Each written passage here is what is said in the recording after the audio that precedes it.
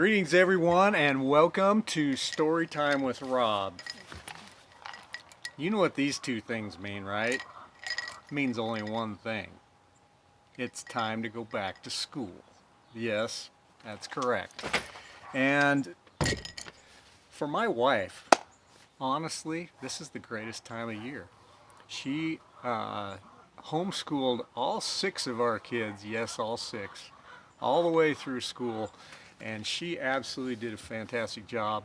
And she loved buying and sharpening new pencils and getting all of the school things that you do. She did a wonderful job. And with all of the stuff going on in the world today, people call her up and say, how on earth did you manage to do that all those years? Well, it takes a special person to do that, which is what my topic is today. It's back to school.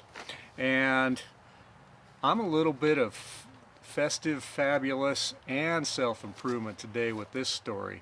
This is for all you teachers, parents, whoever works with youth. So, there once was a little boy named Little Teddy Stoddard. This is a story many years ago of an elementary teacher. Her name was Mrs. Thompson. And as she stood in front of her 5th grade class on the very first day of school, she told a lie. Like most teachers, she looked at her students and said that she loved them all the same. But that was impossible, because there in the front row, slumped in his seat, was a little boy named Teddy Stoddard, not Toddy Stoddard. Mrs. Thompson had watched Teddy the year before and noticed that he didn't play well with other children, that his clothes were messy, and that he consistently needed a bath. And Teddy could be unpleasant. It got to the point where Mrs. Thompson would actually take delight in marking his papers with a broad red pen, making bold X's, and then putting a big F at the top of his papers.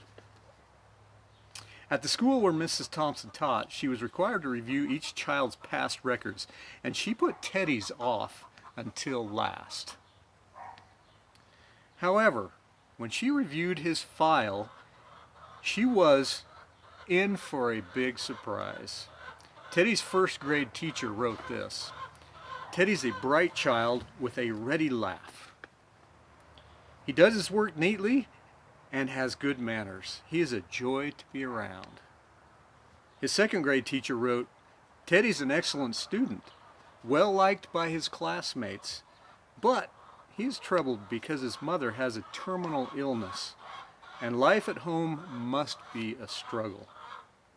His 3rd grade teacher wrote, his mother's death has been hard on him. He tries to do his best, but his father doesn't show much interest, and his home life will soon affect him if some steps are not taken. Teddy's 4th grade teacher wrote, Teddy is withdrawn and doesn't show much interest in school. He doesn't have many friends and sometimes sleeps during class. By now, Mrs. Thompson realizes the problem, and she was ashamed of herself.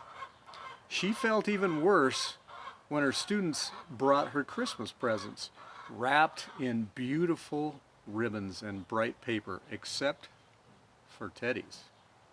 His present, which was clumsily wrapped in heavy brown paper that he got from a grocery store bag, Mrs. Thompson took pains to open it in the middle of all her other presents. Some of the children even started laughing when she found a rhinestone bracelet with some of the stones missing and a bottle that was 1/4 full of perfume. But she stifled the children's laughter when she exclaimed how pretty the bracelet was, putting it on and dabbing some of the perfume on her wrist. Teddy Stoddard stayed after school that day just long enough to say, Mrs. Thompson, today you smelled just like my mom used to. After the children left, she cried for at least an hour. On that very day, she quit teaching reading and writing and arithmetic. Instead, she began to teach children. Mrs. Thompson paid particular attention to Teddy. As she worked with him, his mind seemed to come alive. The more she encouraged him, the faster he responded. By the end of the year, Teddy had become one of the smartest children in the class, and despite her lie that she would love all the children the same, Teddy became one of her teacher's pets. A year later, she found a note under her door from Teddy, telling her that she was still the best teacher he'd ever had his whole entire life. 6 years went by before she got another note from Teddy. He then wrote that he'd finished high school, third in his class, and she was still the best teacher he'd ever had his whole life. 4 years after that, she got another letter saying that while things had been tough at times, he'd stayed in school, had stuck with it, and would soon graduate from college with the highest of honors. He assured Mrs. Thompson that she was still the best and favorite teacher he'd ever had his whole life. Then 4 more years had passed, and yet another letter came, and this time he explained that after he got his bachelor's degree, he decided to go a little further. The letter explained that she was still the best and favorite teacher he'd ever had, but now his name was a little longer. The letter was signed Theodore F. Stoddard, M.D. The story doesn't end there. You see, there was yet another letter that spring. Teddy said he'd met this girl and was going to be married. He explained that his father had died a couple of years ago, and he was wondering if Mrs. Thompson would agree to sit in the place at the wedding that was usually reserved for mothers of the groom. Of course Mrs. Thompson did. And guess what? She wore that bracelet, the one with several rhinestones missing. And she made sure she was wearing the perfume that Teddy remembered his mother wearing on that Christmas together. They hugged each other, and Dr. Stoddard whispered in Mrs. Thompson's ear, "Thank you, Mrs. Thompson, for believing in me.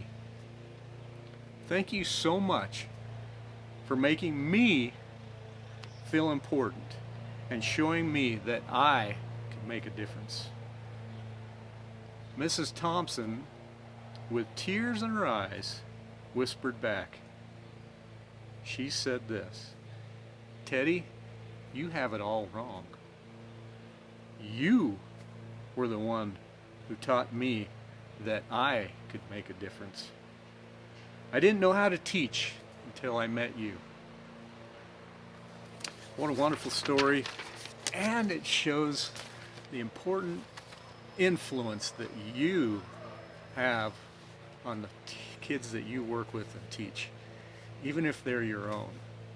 Well, I hope you enjoyed this story, and I hope you have a fabulous and festive weekend. And until tomorrow, get out there and teach.